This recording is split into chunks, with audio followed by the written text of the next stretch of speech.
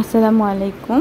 আজকে রান্না করছি আপনার একটা চিকেন রোস্ট। আমার হাজব্যান্ড আসবে আমাদের বাসায়, আমার আম্মুর বাসায়।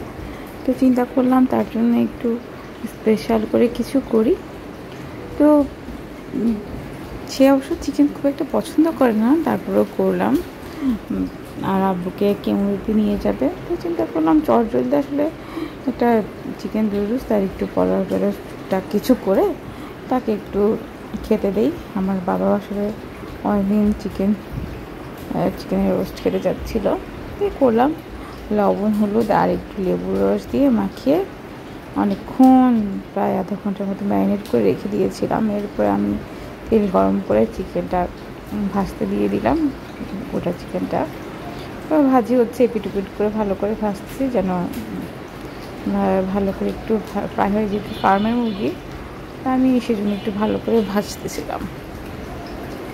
তাই তো ভাজি করছি, আবার ছোটো ছোটো কয়েকটা পিসও দিয়ে দিলাম সাথে মুরগি। তো ওগুলো ভেজে নিলাম।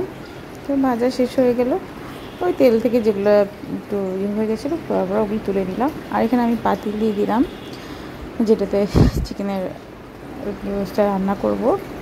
তো যেই তেলটা বেঁচে ছিল চিকেন ভাজি করা, ওটাও দিয়ে দিলাম আর কিছু তেল দিলাম। এখন লং, এলাচি, দারচিনি, সব তেজপাতা সব দিয়ে দিলাম। দিয়ে আদা রসুন পেস্ট দিয়ে দিচ্ছি, দিয়ে ভালোভাবে নিয়ে নিচ্ছি।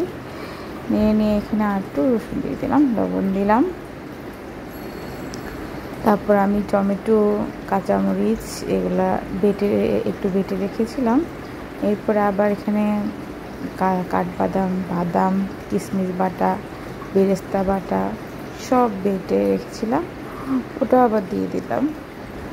সবগুলো একসাথে বেটে একটু সাইড করে রেখেছিলাম। বেটে নিয়ে আমি ভালো করে একটু হালকা একটু হলুদ দিলাম, তারপর নিয়ে দিলাম আবার একটু গরম মশলা দিয়ে দিচ্ছি। আমি আমার পরিমাণ মতো দিয়ে দিচ্ছিলাম। আসলে খুব একটা আসলে আমার যতটুকু মাপকাঠি মনে হচ্ছিলো হবে মনে হচ্ছিলো ওভাবেই দিচ্ছি, কোনো আসলে ওরকম করি নাই। এই যে 1 চামচের মতো, 1 টেবিল চামচের মতো দিলে হবে আসলে।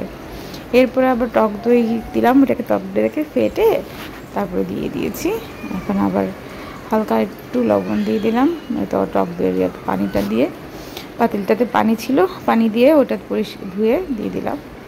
ঢাকনা দিয়ে দিলাম।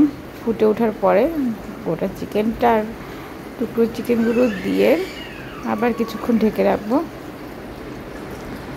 ঢেকে রেখে একটু হয়ে উঠলে আবার উল্টিয়ে দেবো, কারণ গোটা চিকেন যেহেতু বারবার উল্টে পাল্টে দিতে হবে, না ভিতরে হবে না।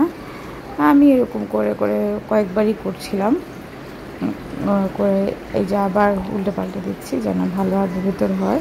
এটা আপনারাও করবেন, করলে ভালোভাবে ভেতরে হবে।